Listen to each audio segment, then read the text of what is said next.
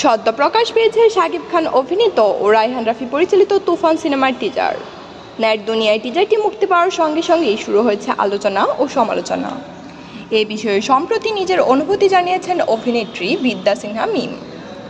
একটি বেসরকারি টিভি চ্যানেলে বিশেষ সাক্ষাৎকারে দেওয়ার সময় পরাণ খ্যাত এই নায়িকা বলেন, আমার তো প্রথমে মনেই হয়নি বাংলাদেশের সিনেমা দেখছি। তুফানটির টিজার অবশ্যই ভালো লেগেছে।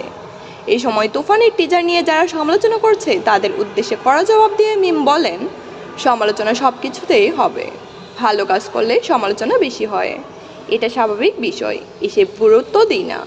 আমি শুধু এটুকু বলবো, ঘরে বসে 2-3টা কমেন্ট সবাই লিখতে পারে, যারা শুধু সমালোচনাই করে তারা শুধু ওটাই পারে।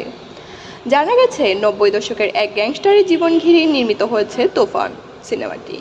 মুক্তির অপেক্ষায় থাকা এই সিনেমায় কেন্দ্রীয় চরিত্রে অভিনয় করেছেন টলিউড সুপারস্টার শাকিব খান।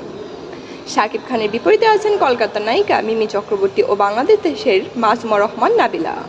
গুরুত্বপূর্ণ চরিত্রে দেখা গেছে দুই বাংলার জনপ্রিয় অভিনেতা চঞ্চল চৌধুরীকেও।